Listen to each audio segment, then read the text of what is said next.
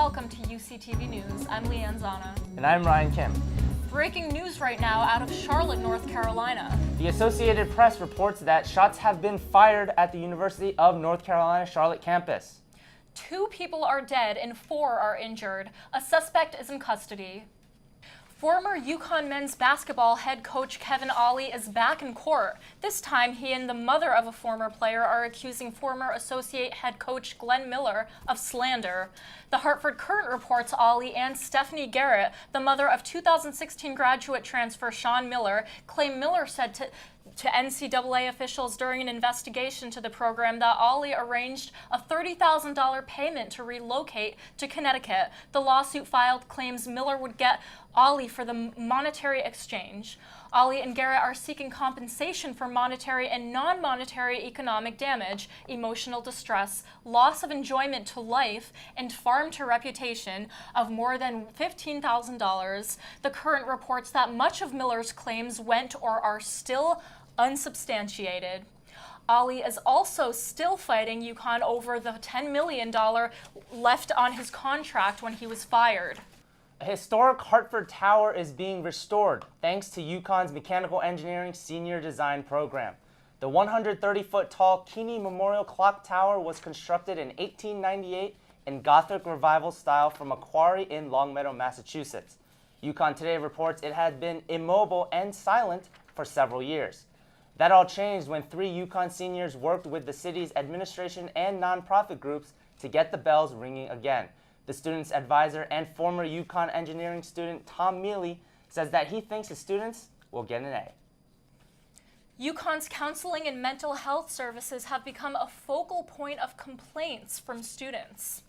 The Daily Campus reported Monday that students with suicidal thoughts are facing wait times and inadequate care. Recently, an unnamed student turned to CMHS for mental health care when she was having suicidal thoughts. She made an appointment to have an intake, but it was rescheduled. During the intake, she admitted to having thoughts of taking her own life, but CMHS decided her case was not emergent and put her on a wait list for a support group. The student's mother intervened and had her daughter dropped to a part-time student status where she spent half her weeks at home. The Daily Campus said this is one of several instances where students are voicing their concerns and frustrations over the conduct of CMHS. The Oaks on the Square has a lot to offer students, faculty, and residents of Mansfield. There are stores, restaurants, and even a piercing and tattoo shop. But this all comes with a cost, and some people are concerned that their cars won't be where they left them when they return. Let's go to the details from Sarah Maddox. By all accounts, Storrs Center is a great place for UConn students and locals to stroll around, shop, and grab a bite to eat. But there's a catch. Parking rules are strictly enforced in Storrs Center, and most spots are only available for 30 minutes. Stores are blaming LAZ parking in Storrs Center for lost business. The employees at Gansett Wraps say LAZ parking workers watch customers' cars while they eat, making people question if the food is really worth it. It's just like they give you a half hour, but a half hour is not enough time to get your food, sit down, and really enjoy it. So it makes it hard for our customers to really have a nice dining experience. There is a garage in Storrs Center that offers 2 hours of free parking, but it's out of the way for those who can't walk or simply don't feel like it. Residents in buildings around the center who pay for their own parking spot complain the garage isn't an affordable option in bad weather. There needs to be a better setup system so that people that pay for parking can park in the garage at a discounted rate or for free. And people that are visiting should be able to enjoy their time in Storrs Center and not have to worry about parking every day. Visitors say they're shocked at how easily they get ticketed or towed while supporting the businesses in Storrs Center. I can't go run into CVS pretty quickly. I can't pick up my takeout food. And there was one occurrence where I did pick up my takeout food and I happened to get a ticket in the matter of just minutes. Several business owners say they've already tried reaching out to the town about the problem with no luck. We had customers come in the other day, they parked their car, they came in here. They were watching the guy stand at their car looking at his watch for 20 minutes. Back in February, Mansfield Mayor Paul Shapiro said he thought the parking issues in Storrs Center had been addressed and resolved once and for all. But that doesn't seem to be the case, and it seems that this will continue to be an issue in the future. I'm Sarah Maddox for UCTV News. An eyewitness to the Kent State massacre will be at UConn Thursday, May 2nd, to talk about his participation in a national student protest against the Vietnam War. Mike Aylwitz said after witnessing the horrific massacre, he founded the Kent State Student Mobilization Committee Against War. It was an organization dedicated to promoting peace and protesting war. The event will take place in room 414 at the Monteith Building at 7 p.m. A Quinnipiac poll released Tuesday shows former Vice President Joe Biden is leading among the Democratic candidates for president. Biden had 38% of the vote, with Elizabeth Warren coming in second place with just 12%. Bernie Sanders was right behind her with 11%, Pete Buttigieg with 10%, Kamala Harris with 8%, and Beto O'Rourke with 5%. There are 20 total Democrats currently running in 2020. Connecticut's Saturday Night Live fans were left disappointed Monday night after comedian Pete Davidson abruptly canceled his stand-up routine scheduled at the Stress Factory Comedy Club in Bridgeport.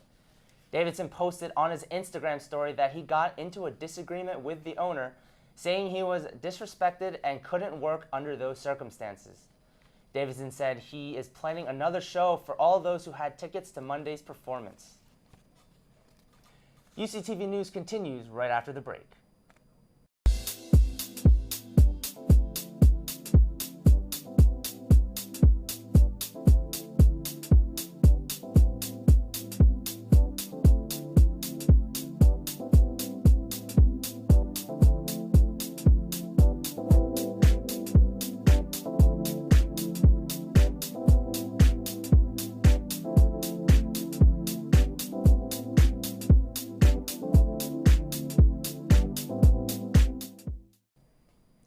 Nigerian dwarf goats were killed at a Burlington, Connecticut farm Tuesday.